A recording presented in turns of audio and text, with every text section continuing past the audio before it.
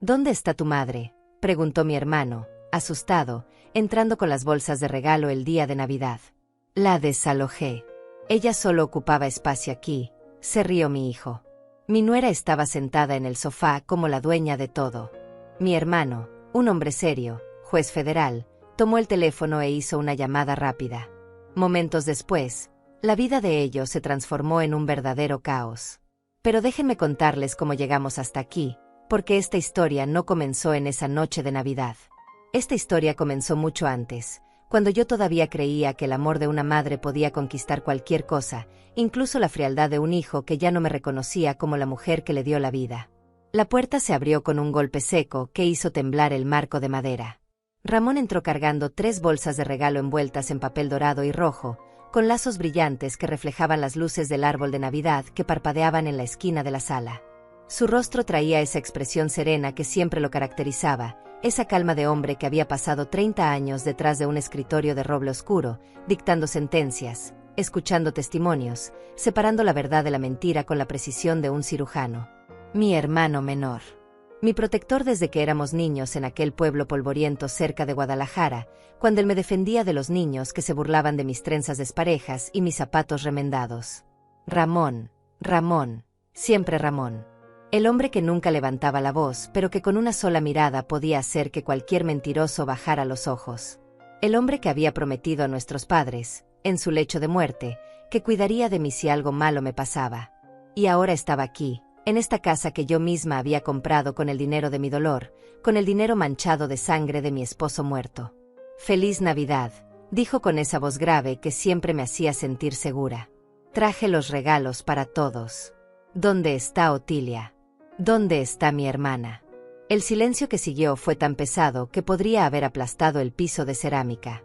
Daniel estaba de pie junto a la ventana grande que daba al jardín delantero, ese jardín que yo había plantado con mis propias manos cuando nos mudamos aquí hace 15 años, cuando él todavía me llamaba mamá con cariño y no con ese tono distante que adoptó después de casarse. Llevaba puesta una camisa blanca impecable, pantalones de vestir negros, zapatos brillantes que probablemente costaban más que todo mi guardarropa junto. Mi hijo. Mi Daniel. El niño que había llorado en mis brazos cuando su padre murió aplastado por esas vigas de acero en la construcción. El adolescente que había jurado que siempre me cuidaría, que nunca me dejaría sola, que yo era lo más importante de su vida. Ese Daniel ya no existía. El hombre que estaba frente a Ramón era un extraño con el rostro de mi hijo. Daniel giró lentamente, y en sus labios había una sonrisa. Una sonrisa pequeña, casi imperceptible, pero estaba ahí. Una sonrisa que me heló la sangre cuando la vi por primera vez, hace apenas 2 horas, cuando me arrojó mis cosas en bolsas de plástico negro y me dijo que me fuera. Una sonrisa que decía que él había ganado algo, que había logrado liberarse de una carga, que finalmente era libre. La desalojé, dijo con esa tranquilidad espantosa, como quien habla del clima. Ella solo ocupaba espacio aquí. Las bolsas de regalo cayeron de las manos de Ramón. El ruido fue sordo, amortiguado por la alfombra cara que Cecilia había elegido hace 6 meses, esa alfombra de color crema que yo no podía pisar con mis pantuflas viejas porque ella decía que las manchaba. Los lazos dorados se deshicieron y uno de los paquetes se abrió parcialmente, dejando ver la esquina de una caja de color púrpura. ¿Qué dijiste? La voz de Ramón salió baja, peligrosamente baja. Esa voz que yo conocía. Esa voz que había precedido a sentencias de 30 años de prisión. Esa voz que significaba que algo terrible estaba por suceder. Y entonces Cecilia se movió. Mi nuera. La mujer que había entrado a esta casa hace 5 años con una sonrisa dulce y palabras amables, llamándome mamá Otilia con voz suave, pidiéndome consejos de cocina, abrazándome en las mañanas. La mujer que se había transformado en mi verdugo silencioso, en la arquitecta de mi destrucción, en la serpiente que susurraba veneno en el oído de mi hijo cada noche hasta que él ya no pudo ver a su propia madre con los ojos del amor. Cecilia se levantó del sofá grande de cuero color café, ese sofá que yo había elegido cuando todavía tenía voz en esta casa, cuando todavía se me consultaba sobre las decisiones, cuando todavía era tratada como la dueña y no como la intrusa. Llevaba un vestido rojo ceñido que marcaba su figura delgada, tacones altos que repiqueteaban contra el piso, el cabello negro recogido en un moño elegante. 38 años. Hermosa. Calculadora. Despiadada. Ramón, qué sorpresa, dijo con esa voz melosa que yo había aprendido a detestar. No sabíamos que vendrías tan temprano. La cena no está lista todavía. ¿Dónde está Otilia? Ramón no la miraba a ella. Sus ojos estaban clavados en Daniel, esos ojos oscuros que habían visto todas las mentiras posibles en una sala de tribunal. ¿Dónde está mi hermana? Daniel se encogió de hombros. Ese gesto casual, indiferente, como si estuviéramos hablando de una empleada doméstica y no de su madre. Como si yo fuera algo desechable. Como si los 68 años de mi vida no significaran nada. Como si las noches en vela cuando él tenía fiebre, los trabajos dobles que hice para pagarle la universidad, las lágrimas que derramé rogando a Dios que lo protegiera, todo eso pudiera borrarse con un movimiento de hombros. Ya te lo dije, tío. La desalojé. Esta es mi casa ahora. Cecilia y yo necesitamos nuestro espacio. Vamos a recibir invitados importantes esta noche, gente de negocios, clientes potenciales. No podemos tener a mamá aquí haciendo sus cosas de vieja, molestando, ocupando espacio. Es mejor así. Para todos. Para todos. Como si yo hubiera estado de acuerdo. Como si me hubieran preguntado.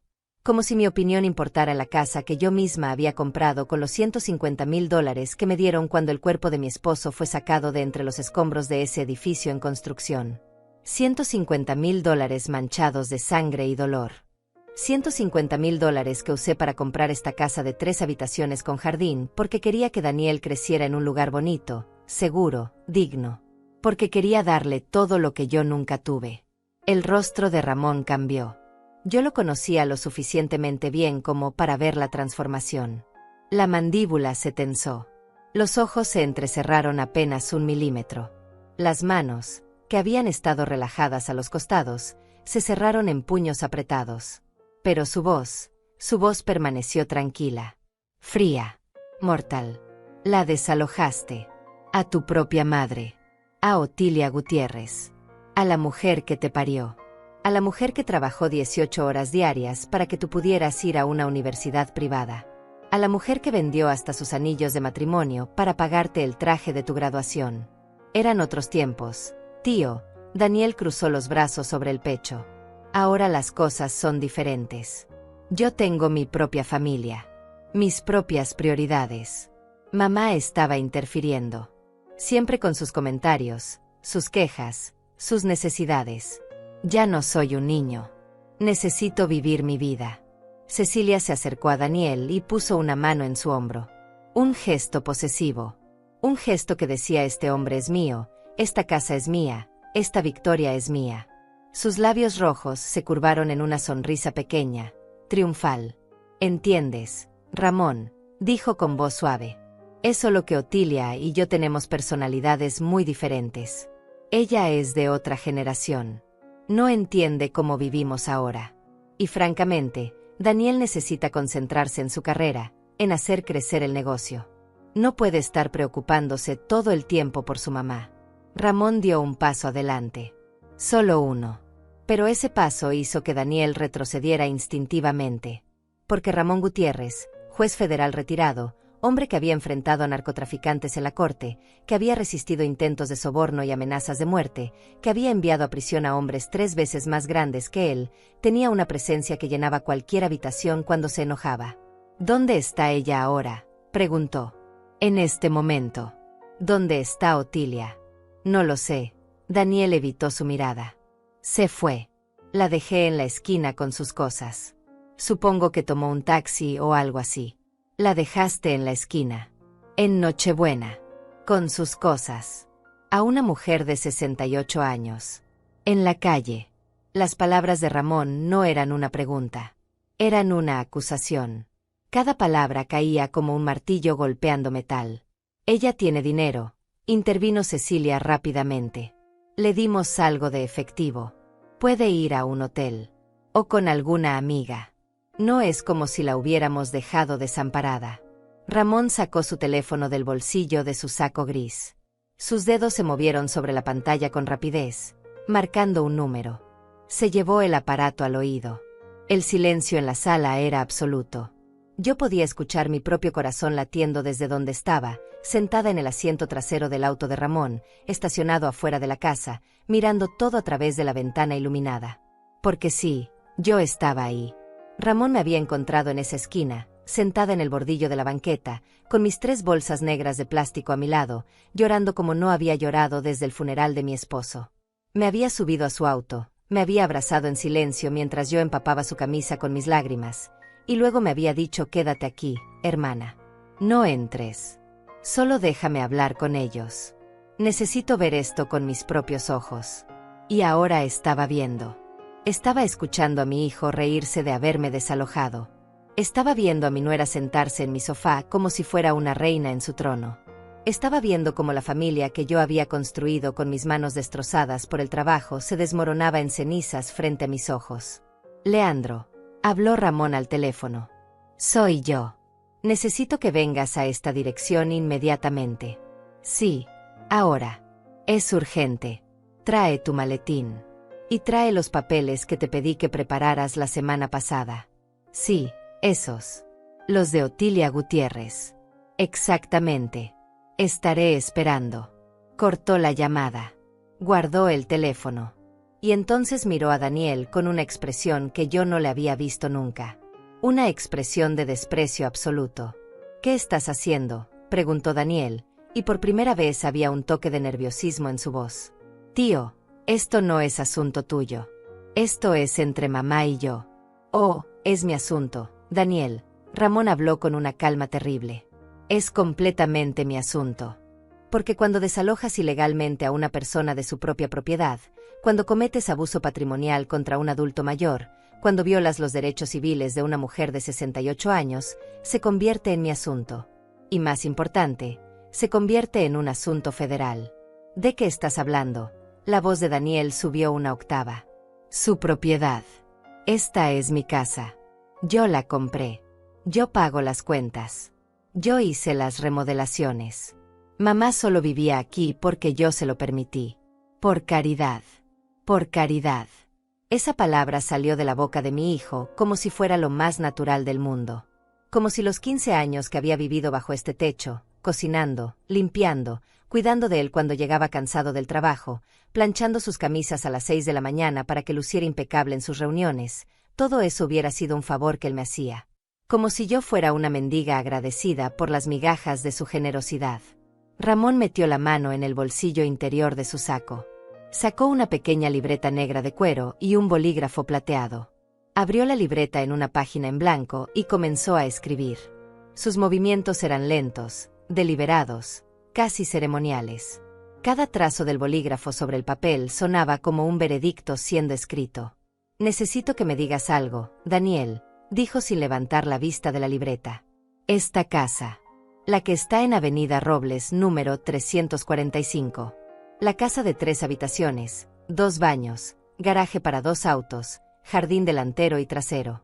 ¿Cuándo exactamente la compraste tú? Daniel miró a Cecilia. Ella le devolvió la mirada, y pude ver algo pasar entre ellos. Una comunicación silenciosa. Un momento de duda. El primer indicio de que quizás, solo quizás, no habían pensado en todos los detalles de su plan perfecto para deshacerse de mí.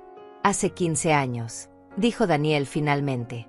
Cuando me gradué y conseguí mi primer trabajo en la firma de arquitectura. Mamá y yo la compramos juntos. Bueno, técnicamente yo la compré.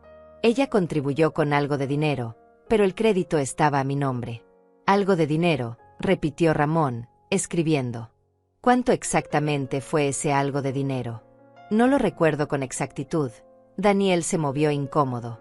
Fueron como 20 o 30 mil dólares, creo. Una contribución. Pero yo pagué el resto.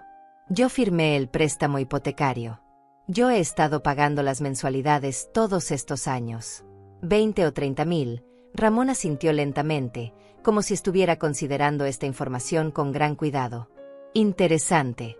¿Y tienes algún documento que respalde esta versión de los hechos? ¿Algún contrato? ¿Algún recibo?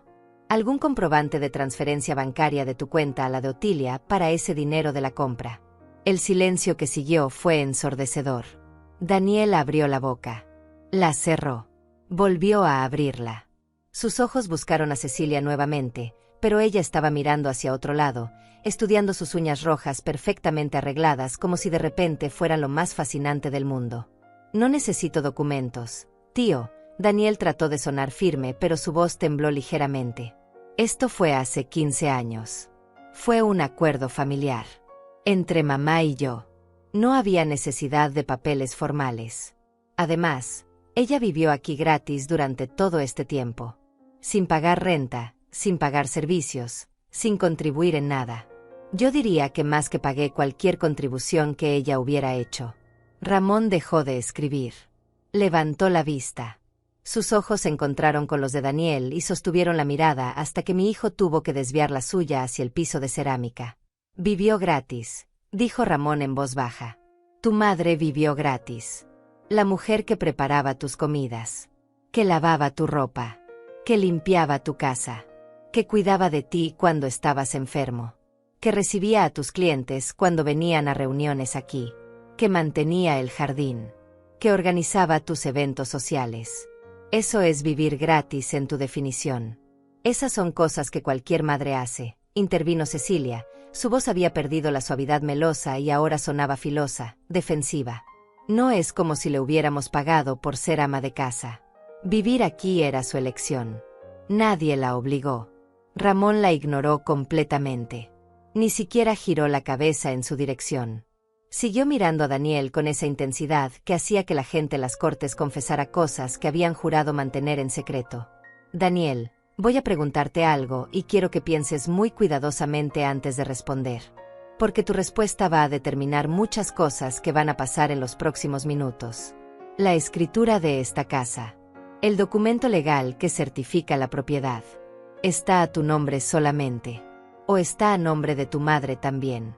Solo a mi nombre. Daniel respondió rápidamente, demasiado rápidamente.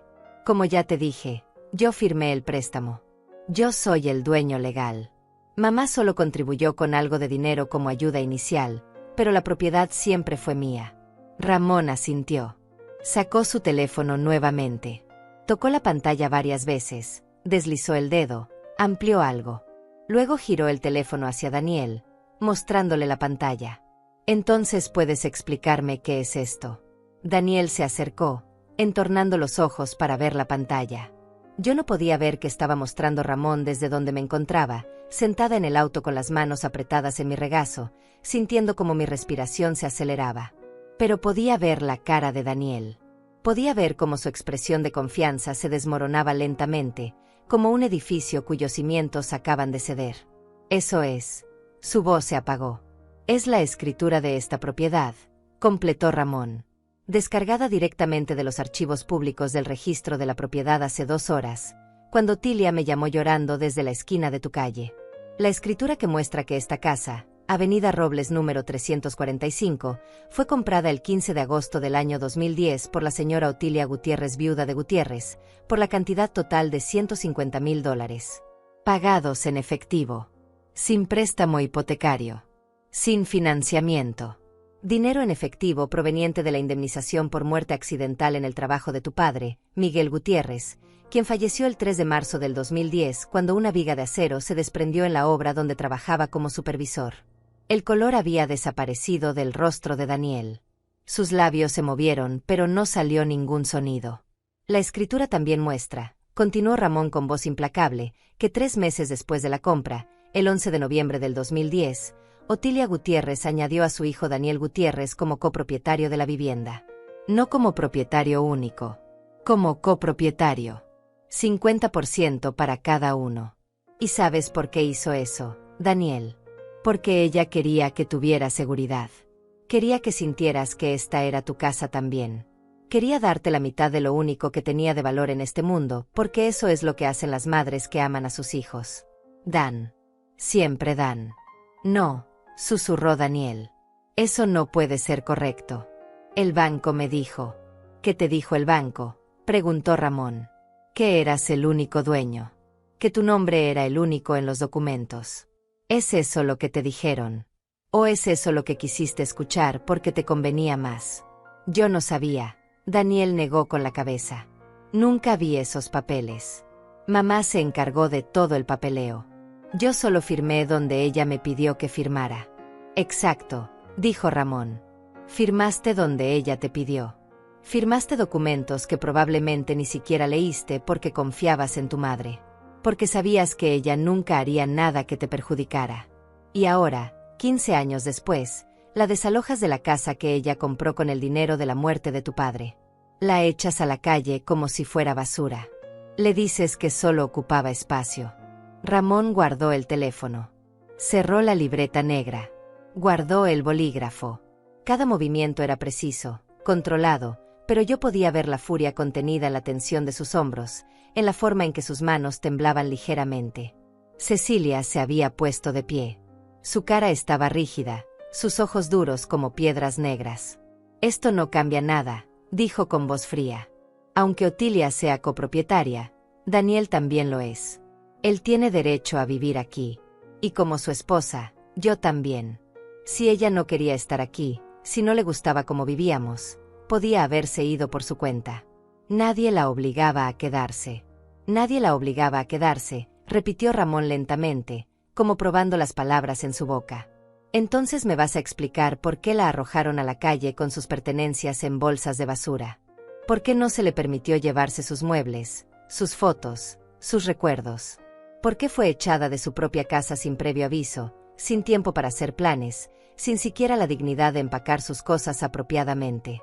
Ella tiene mitad de la casa, no toda la casa, contestó Cecilia. Puede vender su parte si quiere. Puede quedarse con el dinero. Pero no puede quedarse aquí interfiriendo en nuestro matrimonio, criticando cada cosa que hago, haciendo que Daniel se sienta culpable por querer vivir su propia vida. Ahí estaba. La verdad finalmente saliendo a la luz. No se trataba de espacio. No se trataba de que yo molestara. Se trataba de que Cecilia no soportaba tener testigos de cómo manipulaba a mi hijo. No soportaba tener a alguien que conocía a Daniel desde antes de que ella apareciera, alguien que recordaba al hombre bueno y cariñoso que él había sido, alguien que podía ver con claridad cómo ella lo estaba transformando en una versión cruel y fría de sí mismo. Ramón se acercó a la ventana. Miró hacia afuera, hacia donde yo estaba sentada en su auto. Me vio. Nuestros ojos se encontraron a través del vidrio iluminado. Y en ese momento, en la forma en que asintió levemente, supe que todo estaba por cambiar. Supe que mi hermano menor, ese niño que yo había protegido de los abusones del pueblo, ese hombre que había dedicado su vida a la justicia, estaba por hacer algo que haría que Daniel y Cecilia se arrepintieran de cada palabra cruel que me habían dicho. ¿Sabes qué es lo interesante de la ley, Daniel?, dijo Ramón sin voltearse de la ventana.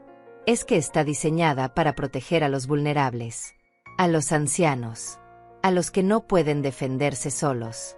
Y hay leyes muy específicas sobre abuso patrimonial contra adultos mayores, sobre desalojo ilegal, sobre apropiación indebida de bienes.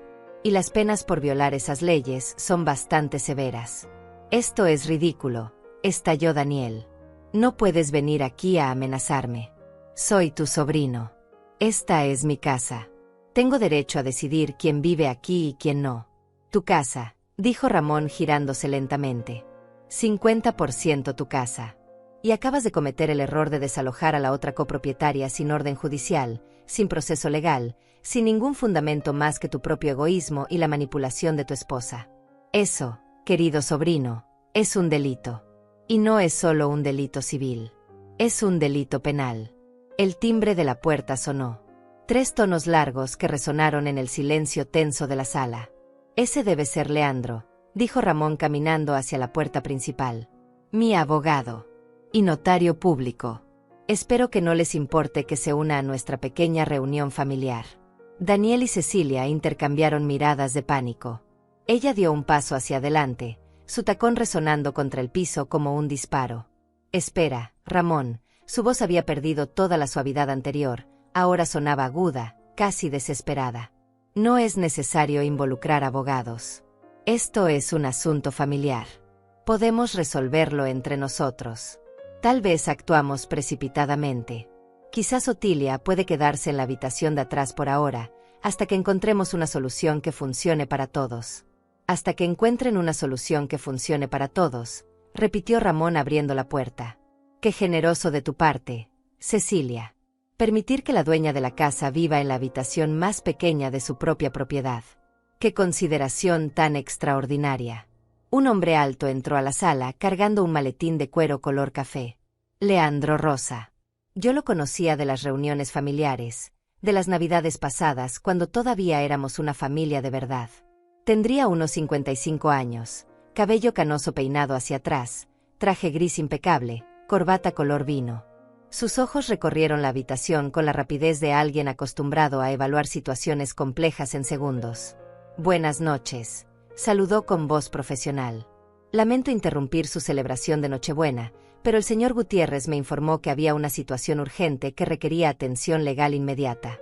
Leandro, gracias por venir tan rápido. Ramón cerró la puerta detrás de él. Te presento a mi sobrino Daniel Gutiérrez y su esposa Cecilia Pérez de Gutiérrez. Ellos son los actuales ocupantes de la propiedad ubicada en Avenida Robles 345. Actuales ocupantes. No dueños. No residentes. Ocupantes. La palabra cayó en la sala como una piedra en un estanque, creando ondas de incomodidad que alcanzaron cada rincón. Leandro colocó su maletín sobre la mesa de centro, esa mesa de vidrio que yo había limpiado miles de veces, donde había servido café a los invitados de Daniel, donde había puesto flores frescas cada semana durante 15 años. Abrió el maletín con movimientos precisos y sacó una carpeta color manila, varios documentos sujetos con clips y una tablet electrónica.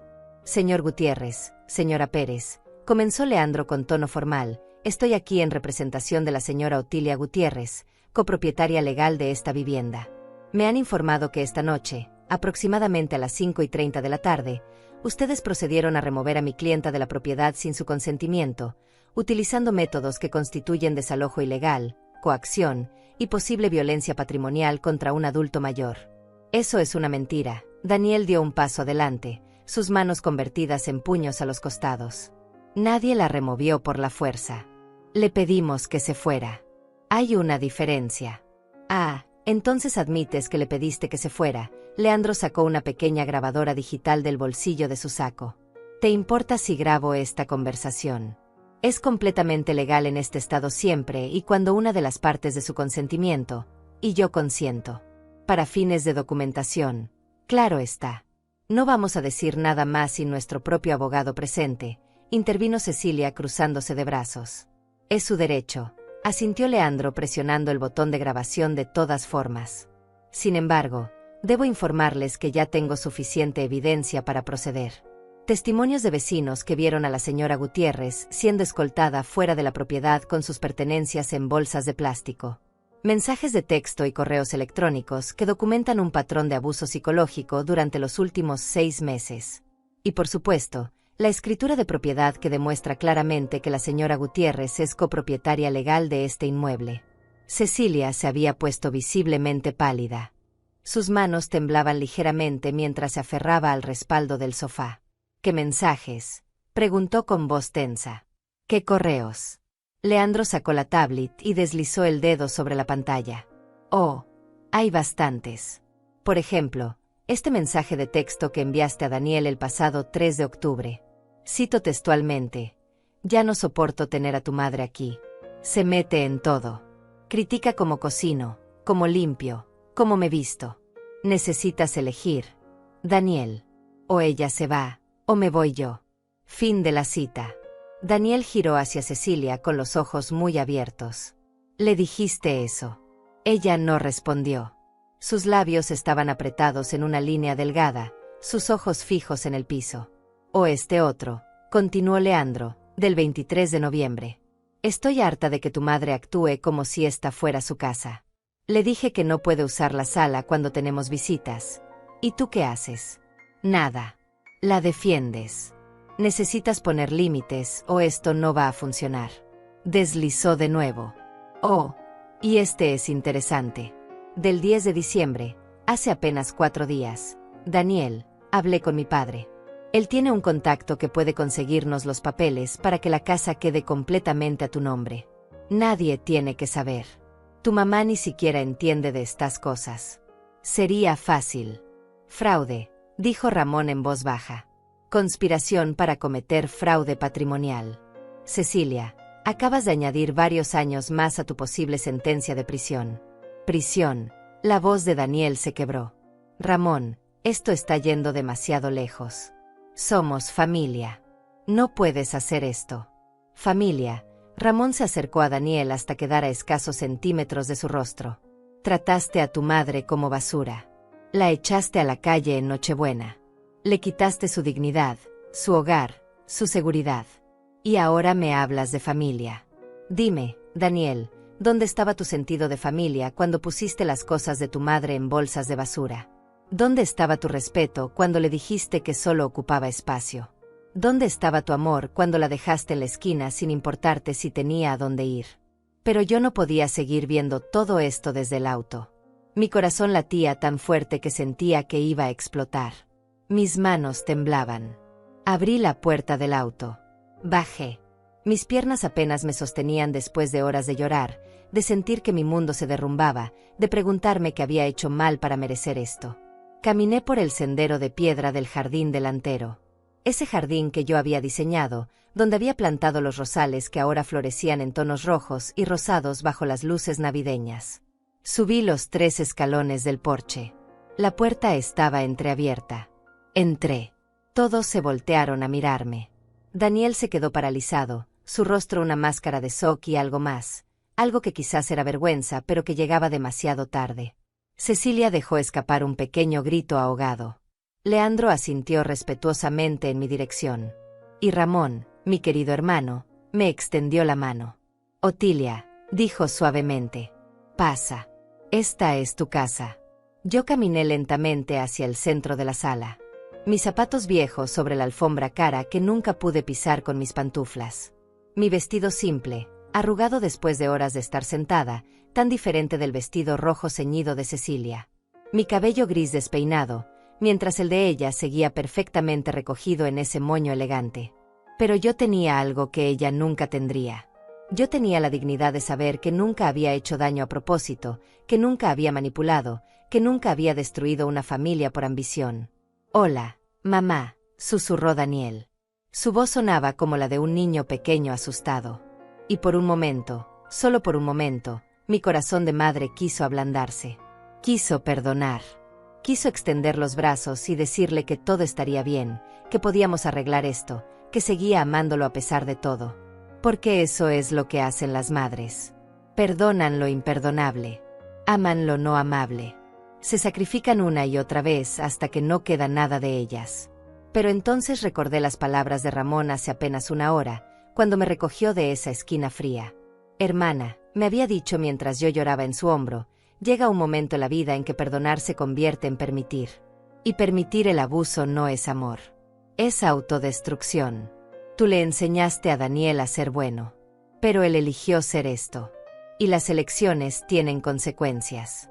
Así que en lugar de abrazarlo, en lugar de consolarlo, en lugar de hacer lo que había hecho durante 68 años de mi vida, ceder y sacrificarme y desaparecer para ser felices a los demás, yo hice algo diferente. Algo que nunca había hecho antes. Levanté la cabeza. Enderecé la espalda.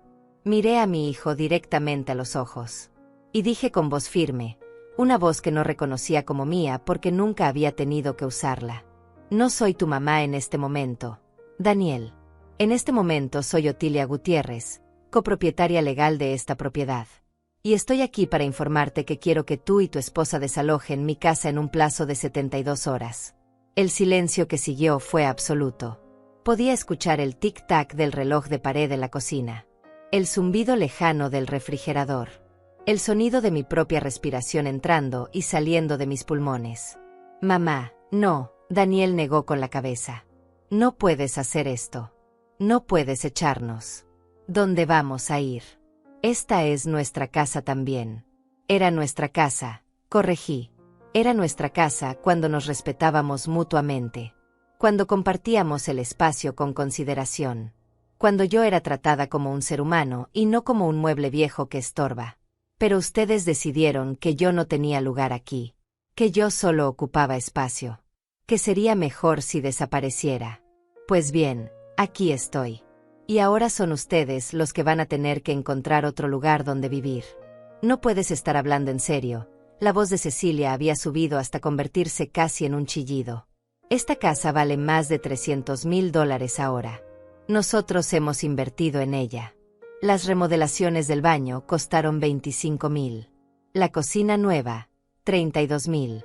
El sistema de aire acondicionado, $15,000. Eso es nuestro dinero. Nuestro trabajo. ¿Y quién autorizó esas remodelaciones?, preguntó Leandro consultando sus documentos. ¿Quién firmó los contratos? ¿Quién aprobó los gastos?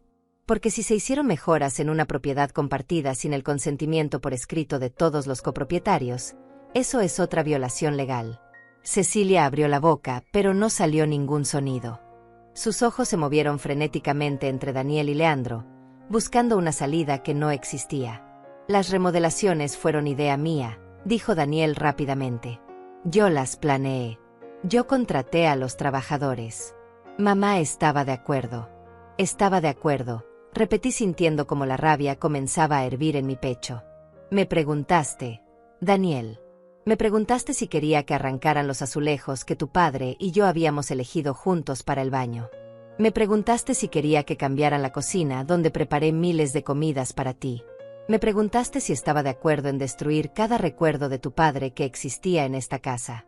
Eran cosas viejas, murmuró él sin mirarme. Necesitaban actualizarse. Eran mis recuerdos. Mi voz se quebró, pero me obligué a continuar. Eran los últimos pedazos de tu padre que me quedaban. Los azulejos que él instaló con sus propias manos un sábado de julio, sudando bajo el sol porque quería que nuestro baño fuera perfecto. El gabinete de la cocina que construyó en su taller porque no podíamos pagar uno nuevo. La lámpara del comedor que me regaló en nuestro 10º aniversario. Todo eso fue reemplazado, botado, destruido como si no significara nada. Ramón puso una mano en mi hombro. Un gesto silencioso de apoyo. De fuerza. Yo respiré profundamente, tragándome las lágrimas que amenazaban con desbordarse. Señora Gutiérrez, dijo Leandro con voz suave pero profesional. Necesito que me confirme algunas cosas para el registro legal. ¿Es cierto que usted compró esta propiedad el 15 de agosto del 2010 con el dinero de la indemnización por la muerte de su esposo Miguel Gutiérrez? Sí, respondí. $150,000. Cada centavo que me dieron por la vida de mi esposo. Lo usé para comprar esta casa porque quería que Daniel tuviera un hogar. Quería que tuviera seguridad. Quería que nunca pasara por lo que yo pasé cuando era niña, viviendo de casa en casa, sin un lugar que pudiera llamar mío. Y es cierto que 3 meses después añadió a su hijo como copropietario con 50% de participación. Sí, respondí sintiendo el peso de esa decisión ahora. Lo hice porque lo amaba. Porque pensé que era lo correcto. Porque una madre quiere dar todo a sus hijos, incluso cuando ese todo es lo único que tiene. Y en algún momento durante estos 15 años, usted firmó documentos cediendo su parte de la propiedad completamente a su hijo. No, dije firmemente. Nunca firmé nada así. Nunca cedí mi parte. Nunca renuncié a mi derecho sobre esta casa. Daniel se movió incómodo. Mamá, el abogado que vino hace como 6 meses. El que trajo esos papeles para actualizar la documentación de la casa. Tú firmaste. ¿Recuerdas? Dijiste que era solo papeleo rutinario. Sentí como si me hubieran golpeado en el estómago. Recordaba ese día. Un hombre con traje negro había venido. Cecilia estaba presente, sonriendo, siendo inusualmente amable conmigo. Daniel me había dicho que necesitaban actualizar algunos documentos por cuestiones de impuestos. Había papeles. Muchos papeles. Yo había firmado donde me indicaron porque confiaba en mi hijo. Porque nunca pensé que él sería capaz de engañarme. ¿Qué papeles eran esos, Daniel?, preguntó Ramón con voz peligrosamente calmada. Daniel tragó saliva. Eran para simplificar la propiedad. El abogado dijo que era mejor que la casa estuviera a nombre de una sola persona para efectos legales y de herencia. Dijo que mamá podía vivir aquí por el resto de su vida de todas formas, pero que legalmente sería más simple si yo era el único propietario registrado. Fraude, dijo Leandro sin levantar la voz. Obtención de firma mediante engaño. Despojo patrimonial. Abuso de confianza. Señor Gutiérrez, acaba de confesar varios delitos graves frente a un notario público y con grabación de audio. Yo no sabía. La voz de Daniel sonaba desesperada ahora. Cecilia dijo que era lo correcto. Su padre conoce abogados. Él nos ayudó a organizar todo. Dijo que era por nuestro bien, por el bien de mamá también, que así ella no tendría que preocuparse por impuestos o papeles legales. Y tú le creíste, dije sintiendo como mi corazón se partía en 1000 pedazos nuevamente. Le creíste a ella. A una mujer que conociste hace 5 años. Y no me preguntaste a mí. A tu madre. A la mujer que te dio la vida. ¿No consideraste que quizás yo merecía saber qué estaba firmando? Que quizás yo tenía derecho a consultar con mi propio abogado antes de poner mi nombre en documentos que no entendía. Daniel se dejó caer en el sofá, su cabeza entre las manos. Cecilia permanecía de pie, rígida como una estatua, su rostro una máscara de furia apenas contenida. Esos documentos, dijo Leandro, no tienen validez legal. Fueron obtenidos mediante engaño. Cualquier juez los anulará en cuanto los presente.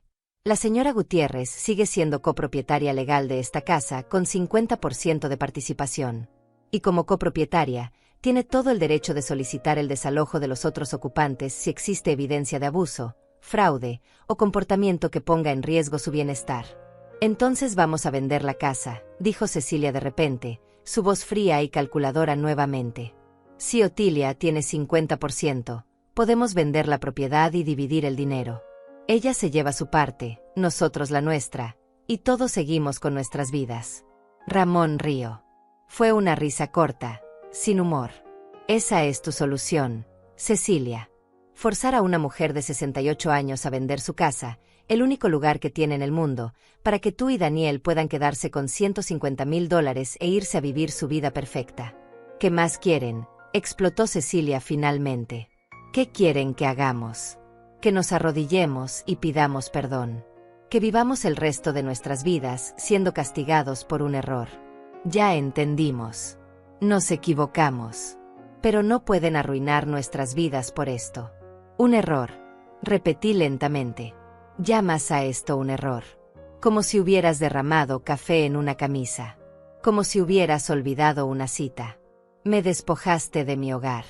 Me humillaste. Me trataste como si yo no fuera nada.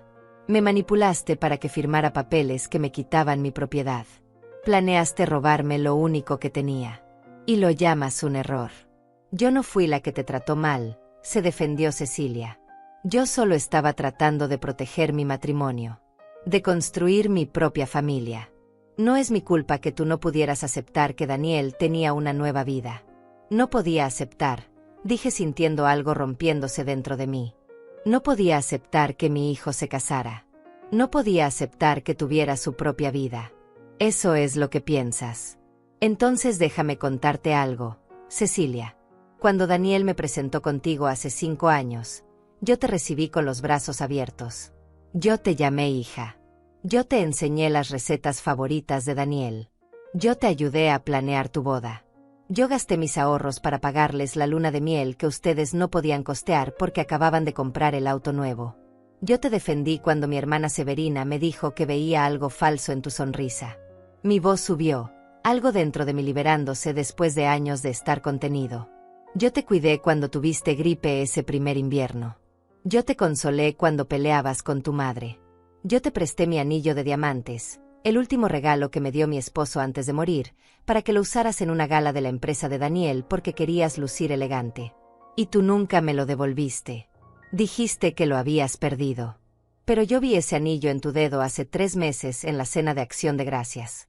Lo habías mandado a arreglar para que te quedara.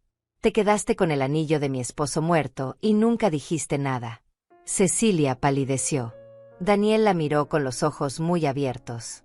Eso no es cierto, tartamudeó Cecilia. Yo no. Si lo es, interrumpió Ramón. Yo también lo vi en esa cena. Iba a decir algo, pero Otilia me pidió que no lo hiciera. Dijo que no quería causar problemas. Que quizás había una explicación. Que no quería pelear en Acción de Gracias. Mi hermana ha pasado años tragándose el dolor, aceptando humillaciones, manteniéndose callada para mantener la paz. Y tú lo interpretaste como debilidad. Como permiso para seguir abusando. Leandro carraspeó, trayendo la atención de vuelta a los asuntos legales. Señora Gutiérrez, basándome en toda esta información, en los testimonios que he escuchado esta noche y en los documentos que tengo en mi poder, mi recomendación profesional es la siguiente. Primero, necesitamos anular cualquier documento que usted haya firmado sin pleno conocimiento de las implicaciones. Segundo, necesitamos establecer formalmente sus derechos como copropietaria. Y tercero, necesitamos decidir si desea presentar cargos penales por fraude, despojo patrimonial y abuso contra adulto mayor. Cargos penales. La voz de Daniel sonó como un lamento. Mamá, no. Por favor. Puedo ir a prisión por esto. Mi carrera, mi reputación, todo estaría arruinado. Lo miré. A mi hijo. El bebé que había cargado en mis brazos. El niño que había consolado en las noches después de la muerte de su padre. El joven que había graduado con honores de la universidad gracias a mi trabajo en 2 empleos. El hombre que se había convertido en un extraño frente a mis ojos. Debiste pensar en eso antes, dije con una voz que apenas reconocía como mía. Debiste pensar en tu carrera antes de echarme a la calle.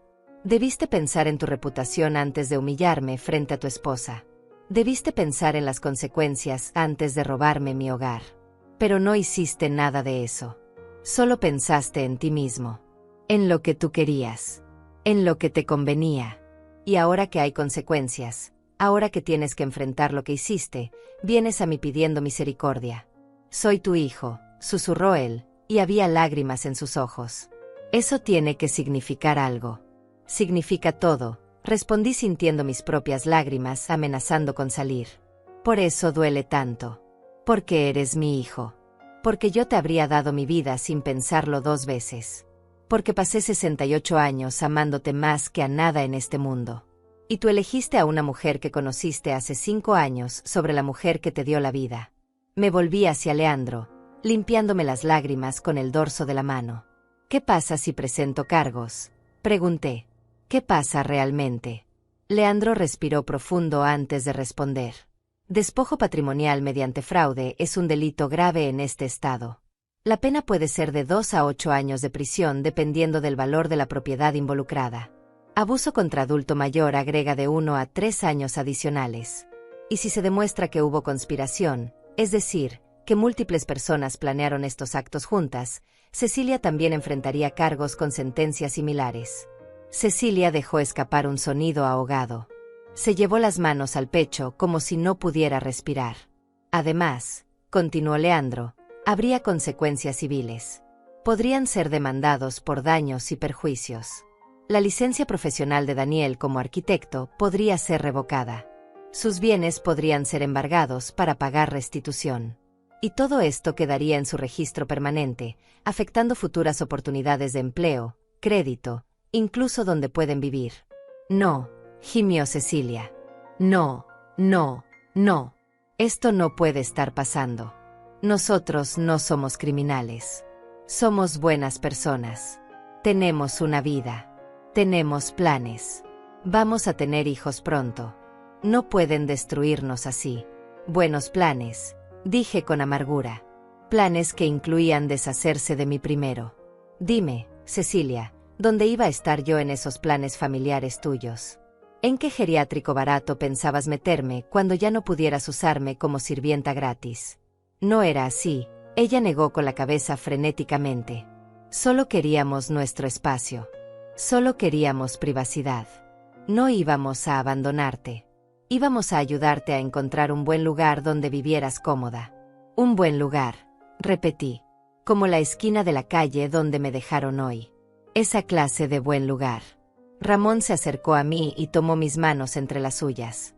Sus ojos buscaron los míos con una intensidad protectora. Hermana, dijo en voz baja pero firme. Sé que esto es difícil. Sé que es tu hijo. Pero necesitas entender algo. Si los dejas salirse con la suya ahora, si no hay consecuencias reales, esto solo empeorará. La gente como ellos no aprende de palabras. Aprende de acciones. De pérdidas reales. De dolor real. ¿Y qué pasa conmigo? Pregunté. ¿Qué clase de madre soy si mando a mi propio hijo a prisión?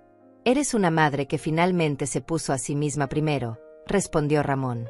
Eres una mujer que decidió que su dignidad vale más que la comodidad de otras personas. Eres un ser humano que dijo basta. Miré a Daniel.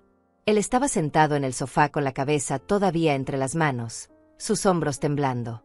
Cecilia estaba de pie detrás de él, sus uñas rojas clavándose en el respaldo del sofá, su rostro una mezcla de terror y rabia. Y en ese momento, algo dentro de mí cambió. Algo fundamental y profundo. Toda mi vida había sido definida por ser madre. Por dar. Por sacrificarme. Por ponerme en último lugar. Había creído que eso era amor. Que eso era lo correcto. Que mi valor como persona dependía de cuánto podía soportar por el bien de otros. Pero mirando a mi hijo ahora, viendo cómo solo le importaba salvar su propia piel, viendo cómo no había ni una sola palabra de arrepentimiento genuino, solo miedo a las consecuencias, entendí algo que debía haber entendido hace años. El amor verdadero no destruye. El amor verdadero no anula. El amor verdadero no convierte a una persona en un fantasma en su propia vida. No voy a presentar cargos penales, dije finalmente.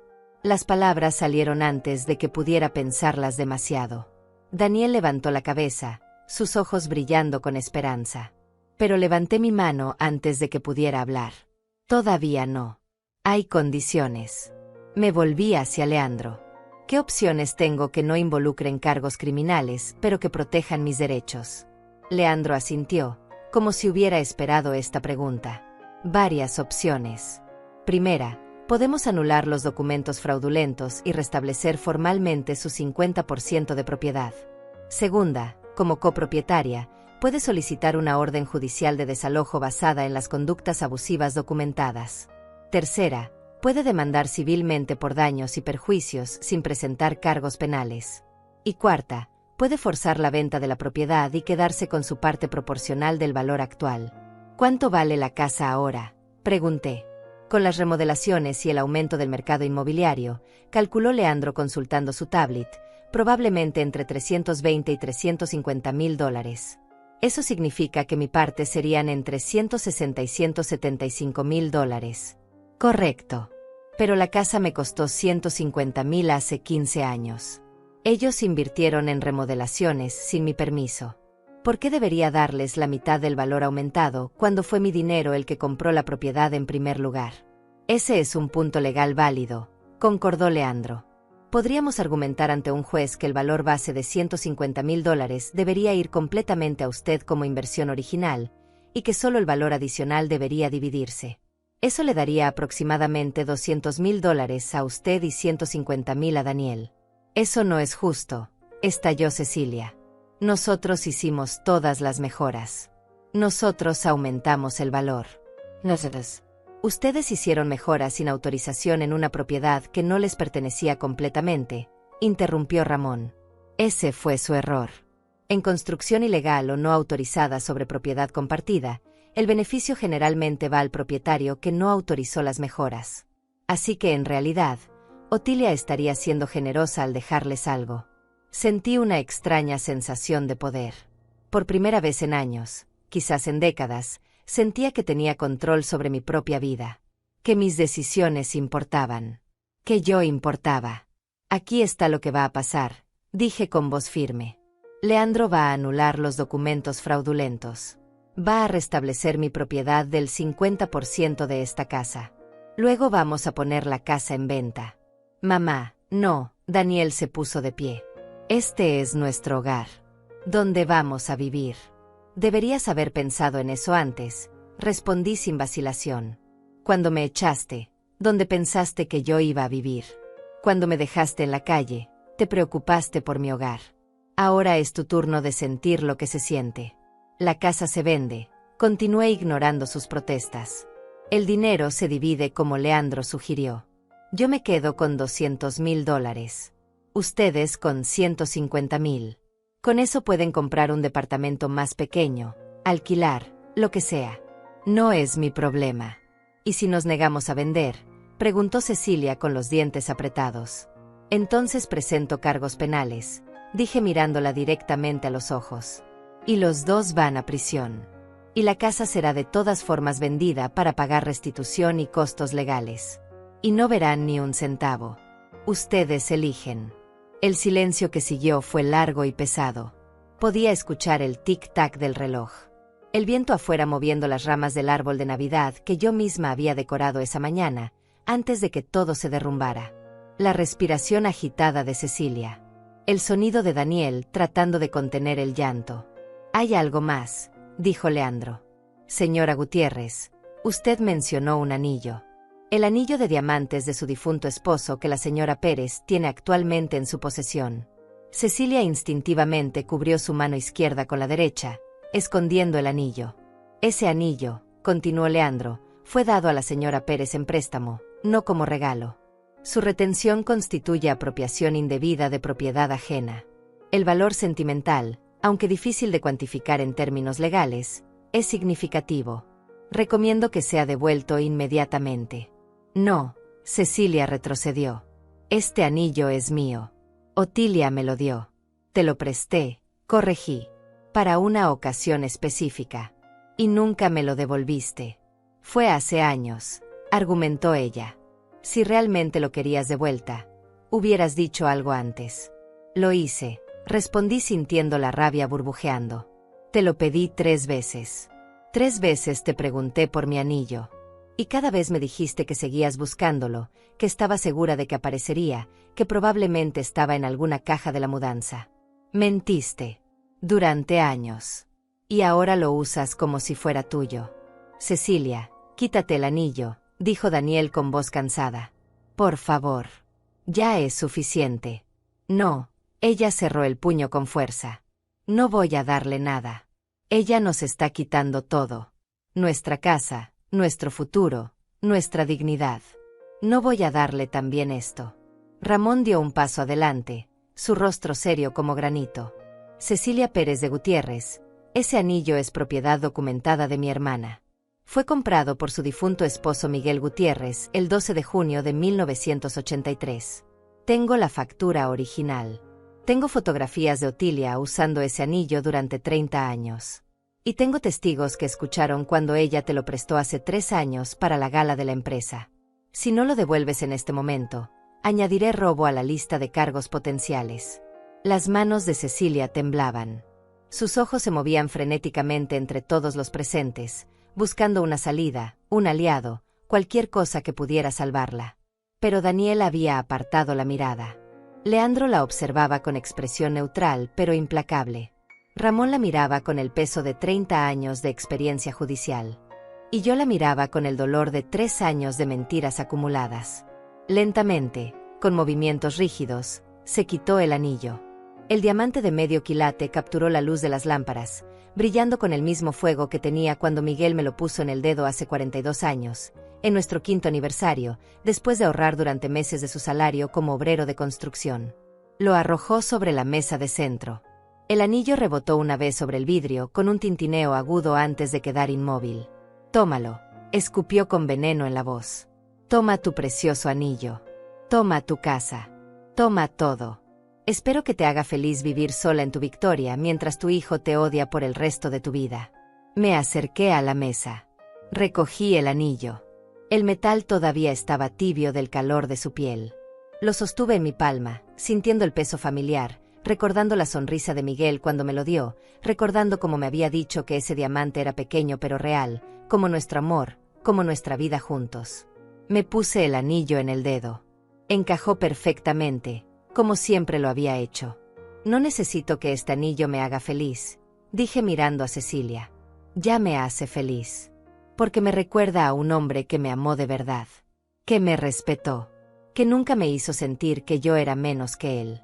Y me recuerda que una vez fui amada por alguien que valoraba quién era yo, no lo que podía darle».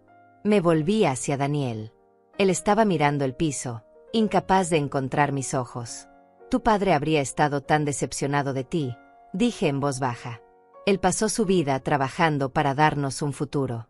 Murió construyendo edificios para otras personas porque quería que tú tuvieras oportunidades que él nunca tuvo. Y tú usaste esas oportunidades para convertirte en alguien que echa a su propia madre a la calle». «Yo no quería», susurró Daniel. Yo solo quería que Cecilia fuera feliz. Ella decía que nunca podríamos ser realmente una familia mientras tú estuvieras aquí. Que siempre te pondrías primero. Que nunca tendría mi completa atención. Y yo pensé Pensé que si te ibas, todo sería mejor. Entonces tu esposa te manipuló, dije sin emoción en mi voz. Y tú la dejaste. Porque era más fácil sacarme a mí de tu vida que establecer límites con ella. Porque era más cómodo sacrificarme a mí que arriesgar tu matrimonio. Porque al final, yo siempre había estado ahí, siempre había perdonado, siempre había vuelto. Y pensaste que esta vez no sería diferente. Daniel finalmente levantó la vista. Sus ojos estaban rojos, hinchados. Me pregunto si era culpa genuina o solo miedo a las consecuencias. Lo siento, dijo. Mamá, lo siento tanto. No sé en qué estaba pensando. Puedes quedarte. Por favor. Quédate en la casa. Haremos que funcione. Cecilia y yo podemos cambiar. Podemos ser mejores. Miré a mi hijo. Vi al niño de 5 años que lloraba en mis brazos después de las pesadillas. Vi al adolescente que me trajo flores cuando me enteré de que había perdido mi trabajo en la fábrica. Vi al joven que prometió en el funeral de su padre que siempre cuidaría de mí. Todos esos Daniel habían existido una vez. Pero el hombre frente a mí ahora era diferente. Era un extraño que solo decía lo siento porque estaba asustado, no porque realmente comprendiera el daño que había causado. No, Daniel, dije sintiendo una extraña paz asentándose sobre mí. No voy a quedarme. No voy a volver a vivir en esta casa. Porque cada vez que entrara por esa puerta, recordaría cómo me arrojaste por ella. Cada vez que me sentara en esa sala, recordaría cómo tu esposa me prohibió estar ahí.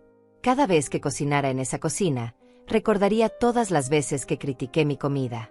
Esta casa ya no es mi hogar. Dejó de serlo mucho antes de hoy.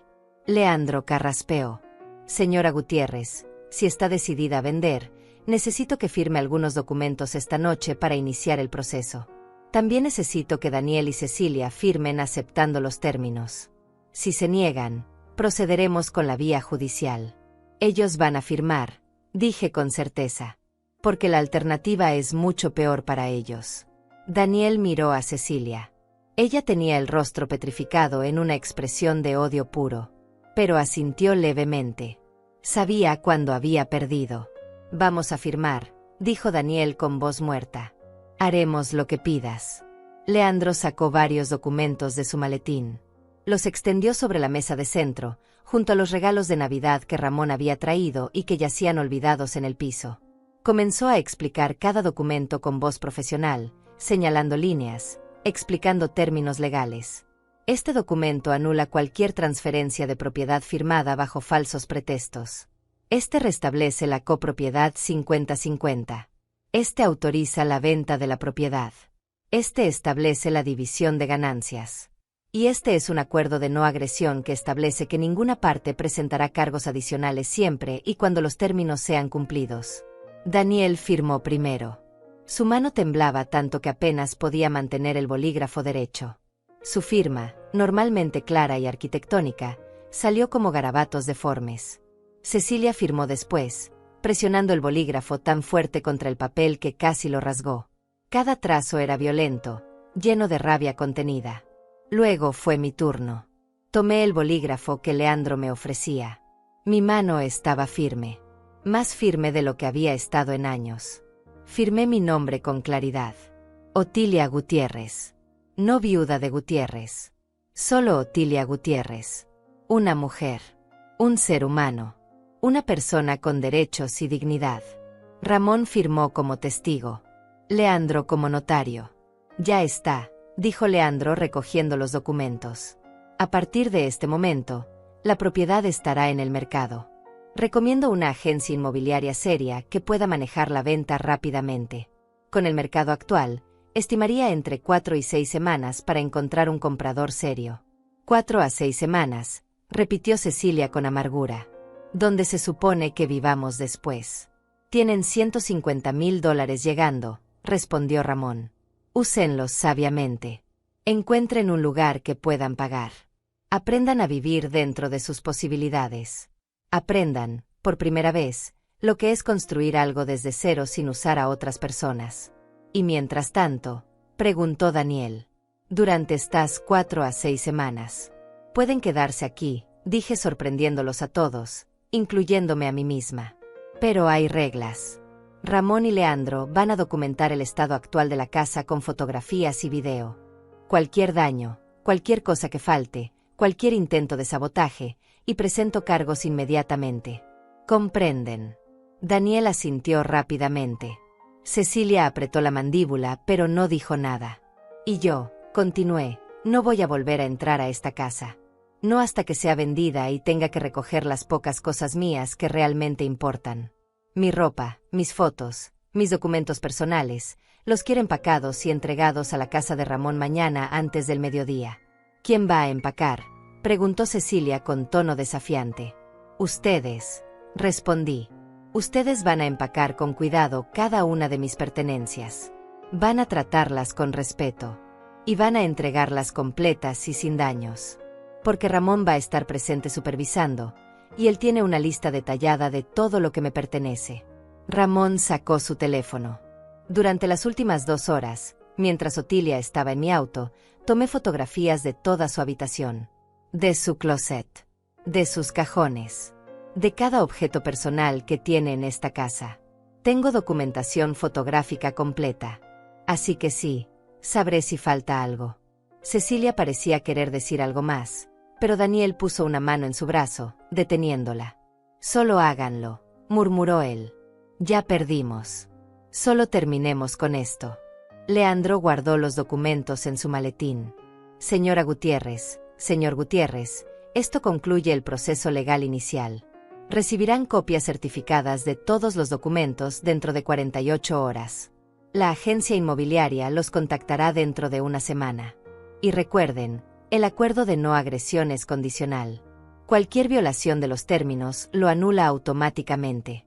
Entendido, dijo Daniel con voz apagada. Me volví hacia la puerta. Ramón recogió las bolsas de regalos que había traído, esas bolsas que habían caído al piso hace lo que parecían años, pero que en realidad había sido menos de 2 horas. Espera, la voz de Daniel me detuvo. Mamá. Espera. Por favor.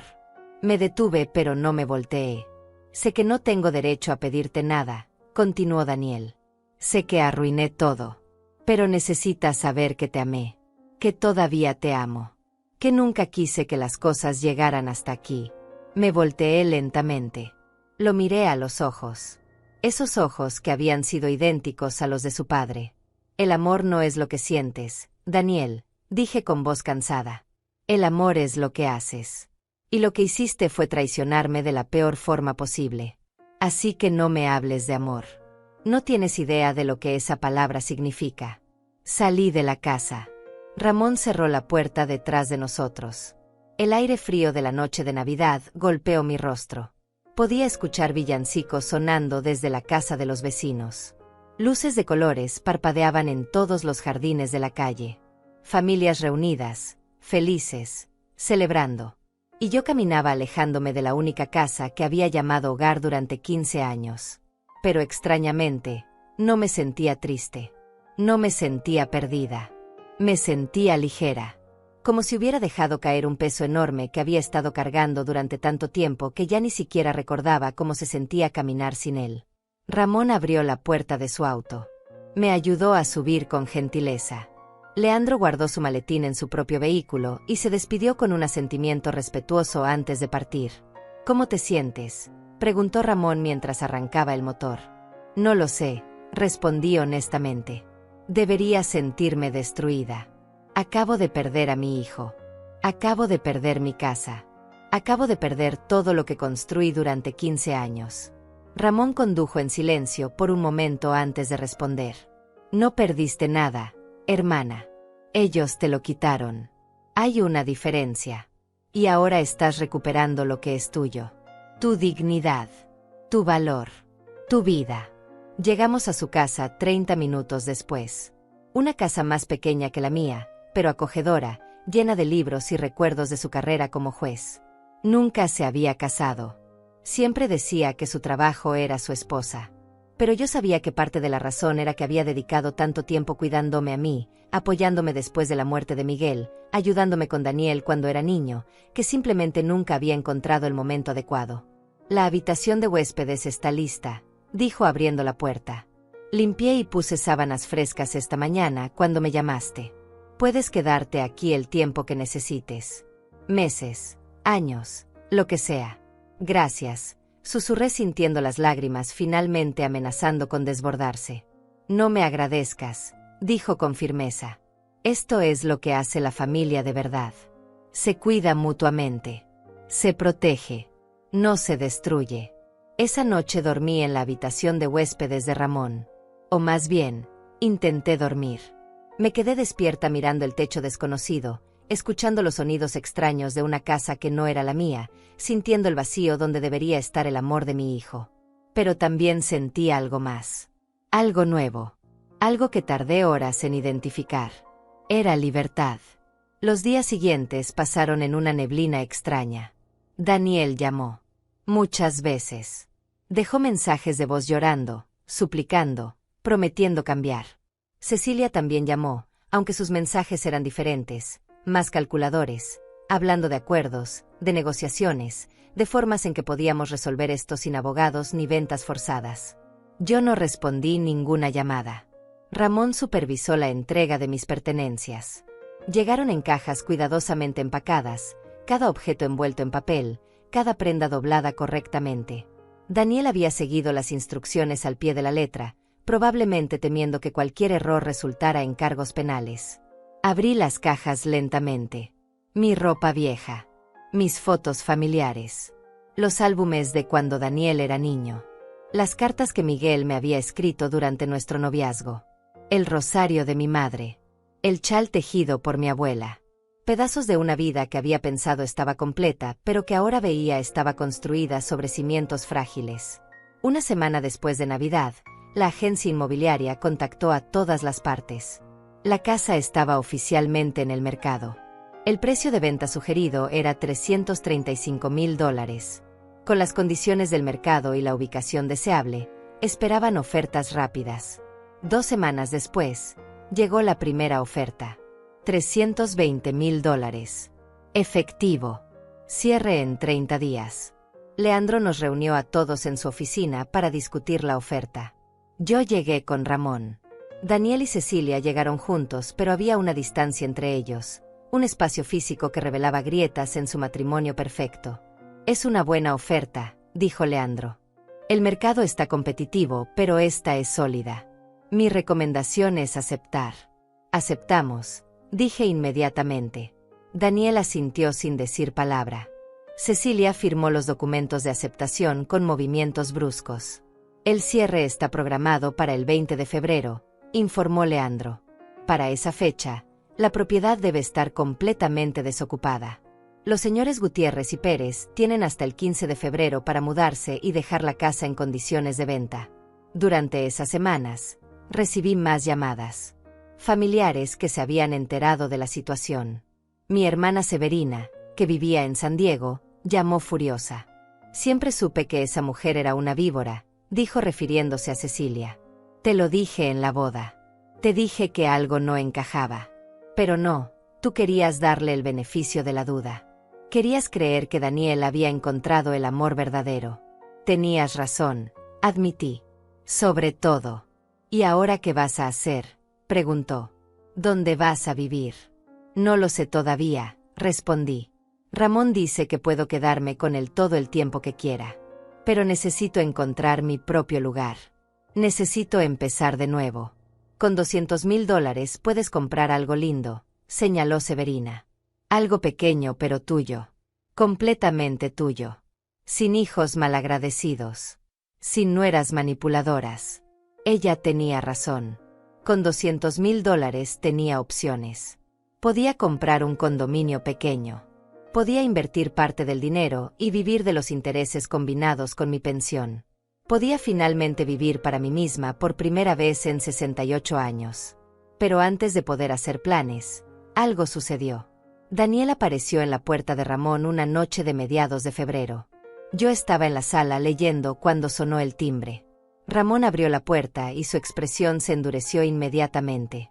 ¿Qué haces aquí?, preguntó con tono frío. Necesito hablar con mamá, dijo Daniel. Su voz sonaba quebrada, desesperada. Por favor, tío. Solo 5 minutos. Ramón se volteó hacia mí. La decisión es tuya, hermana. Parte de mí quería decirle que se fuera, que ya había escuchado suficientes disculpas vacías. Pero otra parte, esa parte maternal que nunca muere completamente sin importar cuánto daño te hagan, necesitaba saber que era tan urgente. Déjalo pasar, dije finalmente. Daniel entró. Lucía terrible. Había perdido peso. Tenía ojeras profundas. Su ropa estaba arrugada. Este no era el hombre exitoso e impecable que había estado de pie en esa sala hace semanas. Este era un hombre destruido. Mamá, comenzó, y su voz se quebró inmediatamente. Cecilia me dejó. Me quedé en silencio, esperando. Se fue hace 3 días, continuó. Tomó sus cosas y se fue. Dijo que no iba a quedarse con un perdedor que no podía ni siquiera mantener a su propia madre bajo control. Dijo que yo era débil, que me dejé manipular por ti y por el tío Ramón, que arruiné nuestro futuro. Dejó que las palabras se asentaran en el aire entre nosotros. Y ahora estás aquí porque te sientes solo, dije sin emoción. Porque tu esposa te abandonó cuando las cosas se pusieron difíciles. Porque finalmente viste quién era ella realmente. No, negó con la cabeza. Estoy aquí porque tenías razón. Sobre todo. Sobre ella. Sobre mí. Sobre lo que me convertí. Y necesito que sepas que lo siento. No porque esté asustado o porque quiera algo, sino porque finalmente entiendo lo que te hice. Ramón estaba de pie en la entrada de la sala, con los brazos cruzados, observando la escena con ojos de juez. ¿Entiendes? Repetí. ¿Qué es exactamente lo que entiendes, Daniel? Él se limpió las lágrimas con el dorso de la mano. Entiendo que pasé 5 años dejando que alguien más destruyera a la persona más importante de mi vida. Entiendo que cambié quién era yo por complacer a una mujer que nunca me amó realmente. Entiendo que eché a la calle a mi propia madre porque era más fácil que enfrentar a mi esposa. Entiendo que soy un cobarde. Su voz subió, llena de dolor autoinfligido. Entiendo que traicioné todo lo que papá me enseñó. Entiendo que rompí el corazón de la única persona que siempre estuvo ahí para mí. Entiendo que no merezco tu perdón. Pero necesitaba decírtelo. Necesitaba que supieras que finalmente lo veo. Finalmente veo el monstruo en el que me convertí. Lo miré. Este hombre roto frente a mí. Mi hijo. Y sentí... nada. No sentí la urgencia de consolarlo. No sentí el impulso de abrazarlo y decirle que todo estaría bien. No sentí la necesidad de sacrificarme una vez más para aliviar su dolor. Sentí compasión. Pero era una compasión distante, como la que sientes por un extraño que sufre en la calle. No era el amor incondicional y ciego que había definido nuestra relación durante 42 años. Te creo, dije finalmente. Creo que te arrepientes. Creo que finalmente ves lo que hiciste. Pero Daniel, el arrepentimiento no borra el daño. No devuelve el tiempo. No cura las heridas. Lo sé, susurró él. Lo sé y no espero que me perdones. Solo necesitaba que lo supieras. Hay algo más que necesitas saber, dije respirando profundo. Te perdono. Sus ojos se abrieron con sorpresa. Te perdono, repetí, porque si no lo hago, este veneno se quedará dentro de mí para siempre. Porque el perdón no es para ti, es para mí, para mi propia paz. Pero perdón no significa olvido. Perdón no significa que volvamos a ser lo que éramos. Perdón no significa que te permita herirme nuevamente. Entiendo, dijo con voz quebrada. No estoy segura de que lo hagas. Continué. Durante toda tu vida, yo estuve ahí cada vez que me necesitabas. Cada caída, cada dolor, cada problema, yo aparecía. Y tú aprendiste a esperar eso. A contar con eso. A dar por sentado que mamá siempre estaría ahí sin importar qué. Mis manos se cerraron en puños sobre mi regazo. Pero ya no puedo ser esa persona, Daniel. Ya no puedo ser la que siempre da, siempre perdona, siempre vuelve. Porque si sigo siendo esa persona, voy a desaparecer completamente. Y finalmente, a los 68 años, estoy empezando a entender que yo también importo. Que mi vida tiene valor más allá de lo que puedo dar a otros. Ramón asintió desde su posición en la entrada, un gesto casi imperceptible de aprobación. ¿Entonces qué significa esto?, preguntó Daniel. Significa que nunca nos vamos a hablar de nuevo. Significa que perdí a mi madre para siempre. Significa que necesitas reconstruir tu vida sin usarme como muleta, respondí. Significa que necesitas aprender quién eres cuando no tienes a mamá arreglando todo. Significa que el Daniel que yo crié, ese niño bueno y cariñoso, necesita encontrar su camino de regreso sin mi ayuda. ¿Y si lo encuentro?, preguntó con voz apenas audible. Si me convierto en el hombre que debía haber sido. ¿Habrá espacio para mí en tu vida entonces? Miré a mi hijo. Vi el dolor genuino en sus ojos. Vi el peso de sus acciones finalmente presionando sobre sus hombros. Vi a un hombre que había tocado fondo y estaba tratando de encontrar la forma de subir. No lo sé, dije honestamente. Pregúntame en un año. Pregúntame cuando hayas demostrado con acciones, no con palabras, que realmente cambiaste. Pregúntame cuando hayas hecho las paces con quien fuiste y quien quieres ser. Pregúntame cuando puedas estar frente a mí sin cargar culpa o expectativas. Daniel asintió lentamente. Se puso de pie. Se limpió las lágrimas. Voy a hacerlo, dijo. Voy a convertirme en alguien que te haría sentir orgullosa. Aunque nunca lo sepas. Aunque nunca vuelvas a hablarme. Voy a hacerlo porque lo necesito. Porque papá se lo merece. Porque tú te lo mereces. Se dirigió hacia la puerta. Se detuvo antes de salir. Te amo, mamá. Siempre te he amado. Y lamento tanto haber esperado hasta perderte para darme cuenta de cuánto. Yo también te amo, respondí. Y esa es precisamente la razón por la que esto duele tanto. Porque el amor sin respeto es solo dolor disfrazado de devoción. Daniel salió. La puerta se cerró detrás de él. Y por primera vez desde Navidad, lloré. No por lo que había perdido, sino por lo que pudo haber sido si mi hijo hubiera elegido diferente. Ramón se sentó a mi lado. No dijo nada. Solo puso su brazo alrededor de mis hombros y me dejó llorar. El 20 de febrero llegó. El día del cierre de la venta. Todos nos reunimos en la oficina del notario. Daniel llegó solo. Se veía un poco mejor que la última vez, como si hubiera estado durmiendo más, comiendo apropiadamente. Nos saludamos con un asentimiento cortés. Nada más. Los papeles fueron firmados. Las cuentas bancarias transferidas. La casa que había comprado con la sangre de mi esposo, donde había criado a mi hijo, donde había amado y perdido y vuelto a perder, oficialmente cambió de manos. El notario entregó los cheques. $200,000 para mí. 120,000 para Daniel, después de que se descontaran los costos legales y de la venta que él había acordado cubrir. Daniel miró su cheque con expresión vacía. Cecilia se había ido con $50,000 de sus ahorros conjuntos. Él tenía 120,000. Menos de lo que su madre había invertido originalmente hace 15 años. La ironía no pasó desapercibida. ¿Qué vas a hacer ahora?, le preguntó Leandro a Daniel mientras guardaba los documentos finales. Voy a mudarme a un apartamento más pequeño, respondió Daniel. Voy a enfocarme en mi trabajo. Voy a reconstruir. Solo. ¿Y tú, Otilia?, preguntó Leandro volviéndose hacia mí. ¿Has pensado en qué harás con tu nuevo comienzo? Sonreí. Una sonrisa pequeña pero genuina. He estado buscando condominios. Hay uno cerca del parque donde Miguel y yo solíamos caminar los domingos. Tiene 2 habitaciones, balcón con vista a los árboles, buena luz natural. Cuesta $140,000. Suena perfecto, comentó Ramón. Lo es, asentí. Y con los 60,000 que me sobran, puedo invertir, tener un colchón de seguridad. Por primera vez en mi vida, voy a tener estabilidad financiera que no depende de nadie más que de mí. Nos despedimos afuera de la oficina del notario. Daniel se quedó parado junto a su auto, mirándome como si quisiera decir algo más. Pero no lo hizo. Solo levantó la mano en un gesto de despedida. Yo devolví el gesto. Y luego Ramón y yo nos fuimos. 3 semanas después, me mudé a mi nuevo condominio. Era más pequeño que la casa, por supuesto. Pero era mío. Completamente mío.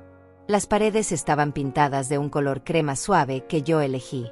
Los muebles eran una mezcla de piezas nuevas que compré y algunas cosas viejas que había guardado de mi vida anterior. Las fotos en las paredes eran de Miguel, de mis padres, de Ramón, de Daniel cuando era niño. Pero no había fotos recientes de Daniel. No todavía. Severina vino a visitarme desde San Diego. Se quedó una semana, ayudándome a decorar, cocinando juntas, riendo sobre viejos recuerdos. Te ves diferente, me dijo una noche mientras tomábamos té en mi nuevo balcón. No puedo explicarlo exactamente, pero te ves más tú. Me siento más yo, admití. Me siento como si hubiera estado usando un disfraz durante años y finalmente me lo hubiera quitado. Es porque dejaste de vivir para otros, dijo con sabiduría. Dejaste de medir tu valor por cuánto podías dar. Empezaste a entender que tu existencia tiene valor por sí misma. Tenía razón. Durante 68 años, había definido mi valor por mi utilidad. Era valiosa porque era madre, porque era esposa, porque cuidaba, cocinaba, limpiaba, daba. Pero ahora, sentada en mi propio balcón, en mi propio espacio, con mi propio futuro, entendía que había sido valiosa todo el tiempo. No por lo que hacía, sino por quién era. Los meses pasaron. Establecí una rutina. Me uní a un club de lectura en la biblioteca local. Empecé a tomar clases de pintura los martes por la tarde. Hice amigas, mujeres de mi edad que también estaban navegando la vida después de pérdidas, divorcios, traiciones. Compartíamos historias. Nos reíamos. Nos apoyábamos. Ramón venía a cenar todos los domingos. A veces traía películas viejas que veíamos juntos. A veces solo hablábamos, recordando nuestra infancia, compartiendo pensamientos sobre la vida. En junio, 6 meses después de aquella Navidad terrible, recibí una carta. Era de Daniel. Escrita a mano en papel de calidad. Querida mamá, comenzaba. No estoy escribiendo para pedir perdón otra vez. No estoy escribiendo para explicar o justificar. Estoy escribiendo porque quería que supieras que estoy trabajando en mí mismo. Empecé terapia. Estoy enfrentando las cosas que evité durante años. Estoy aprendiendo sobre límites, sobre manipulación, sobre cómo perdí mi camino. La carta continuaba por 3 páginas. Hablaba de sus sesiones de terapia, de cómo estaba empezando a entender los patrones de su relación con Cecilia, de cómo había permitido que su necesidad de aprobación lo convirtiera en alguien que él mismo no reconocía, de cómo estaba aprendiendo a estar solo, a ser autosuficiente, a no buscar validación externa. No espero respuesta, terminaba la carta. Solo necesitaba que supieras que el trabajo está siendo hecho. Que tu hijo está tratando de encontrar su camino de regreso a la persona que papá habría querido que fuera. Te amo. Siempre te amaré. Y algún día, espero poder demostrártelo de formas que realmente importen. Doblé la carta cuidadosamente. La guardé en un cajón de mi escritorio. No respondí. Todavía no estaba lista. Pero la guardé. Y eso era algo.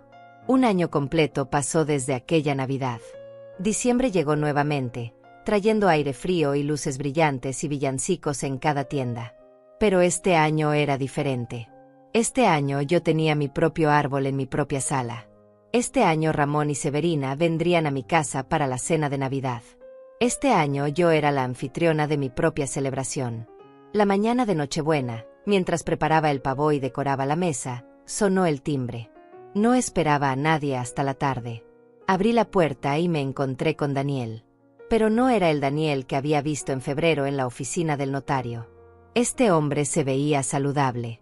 Sus ojos estaban claros. Su postura era diferente, más erguida pero de alguna manera más humilde al mismo tiempo. Llevaba una caja pequeña en las manos. «Hola, mamá», dijo con voz suave. «Sé que no pedí permiso para venir. Y si quieres que me vaya, me iré inmediatamente. Pero quería traerte esto». Extendió la caja. La tomé con manos temblorosas. La abrí. Dentro había un marco de fotos. Pero no era cualquier foto. Era una fotografía de Miguel y yo el día que compramos la casa. Yo no sabía que esta foto existía. Estábamos de pie frente al jardín delantero, Miguel con su brazo alrededor de mis hombros, ambos sonriendo con esa felicidad pura que solo viene cuando logras algo que pensaste que nunca podrías tener. La encontré cuando estaba empacando mis cosas de la casa, explicó Daniel. Estaba en una caja en el ático. Papá debe haberla tomado con temporizador de la cámara. Y cuando la vi, supe que tenía que dártela. Porque esa casa siempre fue tuya. Siempre fue el sueño que ustedes construyeron juntos. Y yo no tenía derecho a quitártelo. Las lágrimas comenzaron a correr por mis mejillas. Toqué el vidrio del marco, trazando el contorno del rostro de Miguel. Gracias, susurré. Hay algo más, dijo Daniel. Algo que necesito decirte. He estado en terapia durante 11 meses. Y mi terapeuta me ayudó a entender algo importante. Durante años, después de que papá murió, te convertí en mi todo. Tú eras mi madre, mi padre, mi apoyo, mi mundo entero. Y cuando Cecilia llegó, ella vio eso. Vio cuánto poder tenía sobre mí. Y se sintió amenazada. Hizo una pausa, organizando sus pensamientos. Ella me manipuló, sí, pero yo lo permití porque en el fondo, parte de mí sentía que necesitaba elegir. Que no podía tener ambas cosas, el amor de mi madre y el amor de mi esposa. Y elegí mal. Elegí a la persona que me hacía sentir necesario en formas que me inflaban el ego, en lugar de la persona que me amaba de forma incondicional sin pedir nada a cambio. Respiró profundo. Ahora entiendo que nunca fue una elección entre ustedes dos. Era una elección entre ser manipulado o establecer límites saludables. Era una elección entre perderme a mí mismo o mantener mi integridad. Y fallé. Fallé espectacularmente. Pero estoy aprendiendo. Estoy creciendo. Y quería que supieras que no estoy buscando volver a ser tu hijo como antes. Estoy buscando construir algo nuevo. Algo más sano. Algo donde ambos tengamos espacio para ser nosotros mismos. Lo miré realmente por primera vez en un año. Vi sinceridad en sus ojos. Vi madurez que no había estado ahí antes. Vi a un hombre que había hecho el trabajo duro de mirarse en el espejo y no apartar la vista de lo que vio. Entra, dije finalmente. Hay café recién hecho. Su rostro se iluminó con una esperanza cautelosa. De verdad. De verdad. Pero Daniel, necesitas entender algo. Esto no es perdón instantáneo. Esto no es volver a como éramos. Esto es un principio. Un principio muy pequeño. Y cada paso de aquí en adelante se gana, no se da por sentado. Lo entiendo, asintió rápidamente. Lo entiendo completamente. Entró. Se sentó en mi pequeña mesa de cocina. Serví café. Nos sentamos en silencio por un momento, el peso de un año de separación entre nosotros. Cuéntame, dije finalmente. Cuéntame sobre tu vida ahora. Sobre quién eres cuando no tienes a Cecilia diciéndote quién ser o a mí cubriéndote las espaldas. Y habló. Me contó sobre su apartamento pequeño pero ordenado. Sobre cómo había aprendido a cocinar sus propias comidas. Sobre cómo había reconstruido su negocio de arquitectura desde cero después de que varios clientes lo abandonaran cuando su reputación sufrió por el divorcio. Sobre las amistades que había dejado marchitar durante su matrimonio y que ahora estaba intentando reparar. Sobre las noches que pasaba solo, enfrentando quién era sin distracciones. Y lo más importante, continuó, aprendí a estar bien conmigo mismo. A no necesitar validación constante. A no buscar a alguien que me complete porque finalmente entendí que yo necesitaba estar completo por mí mismo primero. Sonreí levemente. Tu padre habría estado orgulloso de escuchar eso. Los ojos de Daniel se llenaron de lágrimas. Espero que sí. Espero que desde donde esté, pueda ver que estoy tratando. Que no me rendí. Que su hijo está encontrando su camino de regreso. Pasamos 2 horas hablando. Fue incómodo a veces. Hubo silencios largos. Hubo momentos donde viejas heridas amenazaron con abrirse nuevamente. Pero también hubo momentos de conexión genuina. Momentos donde vi destellos del niño que había criado. Momentos donde sentí que quizás, solo quizás, algo podía ser reconstruido de las cenizas. Necesito irme, dijo finalmente mirando su reloj. Sé que tienes planes para esta noche. Y no quiero invadir tu espacio. Se puso de pie. Yo también. Daniel, dije mientras se dirigía a la puerta. La carta que enviaste en junio. La leí. Todas las palabras. Y significó algo. No lo suficiente para responder en ese momento. Pero significó algo. Eso es más de lo que merecía, respondió con voz suave. Probablemente. Asentí. Pero aquí está la cosa sobre las madres. Incluso cuando sus hijos las rompen, incluso cuando necesitan alejarse para protegerse, una parte de ella siempre espera. Siempre mantiene una pequeña ventana abierta. Y tú acabas de empujar esa ventana un poco más. ¿Puedo escribirte de nuevo?, preguntó. Contarte sobre mi progreso. Mantenerte al tanto de mi vida. Sin esperar respuestas. Solo para que sepas que sigo trabajando. Puedes, dije después de pensarlo un momento. Y esta vez, probablemente responda. No prometo cuándo. No prometo con qué frecuencia. Pero probablemente responda. Daniel sonrió. Fue una sonrisa pequeña, triste, pero genuina. Eso es más de lo que me atrevía a esperar. Gracias, mamá, por darme una oportunidad. Por no cerrar la puerta completamente. Se fue. Yo cerré la puerta y me apoyé contra ella, sosteniendo el marco con la foto de Miguel y yo. Miré esa imagen de dos personas jóvenes, llenas de esperanza, comenzando su vida juntos. Y pensé en todo lo que había vivido desde entonces. El amor. La pérdida. La traición. El renacimiento. Ramón llegó esa tarde con Severina. Vieron el marco nuevo en mi repisa y alzaron las cejas con preguntas. Les conté sobre la visita de Daniel. Sobre nuestra conversación. Sobre el pequeño paso que habíamos dado. Ten cuidado, advirtió Severina. No dejes que te vuelva a hacer daño. No lo haré, prometí. Pero tampoco voy a cerrar mi corazón completamente. Hay una diferencia entre protegerte y volverte tan dura que ya no puedes sentir nada. Ramón asintió con aprobación. Esa es la sabiduría que buscabas, hermana. No es venganza. No es perdón ciego. Es equilibrio. Es saber cuándo abrirte y cuándo cerrar. Es honrar tu dolor sin dejar que te defina. Cenamos juntos esa noche. Reímos. Compartimos historias. Brindamos por nuevos comienzos y segundas oportunidades y la fuerza que viene de sobrevivir lo que pensaste que te destruiría.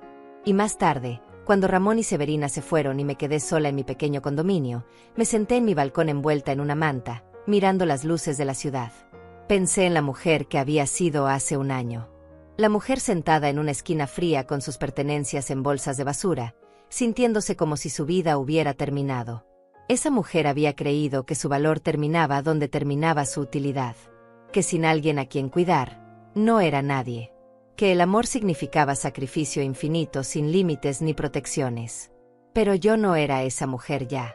Yo era Otilia Gutiérrez. 69 años. Viuda. Madre. Hermana. Amiga. Y sobre todo, una mujer que había aprendido que el amor propio no es egoísmo. Que establecer límites no es crueldad.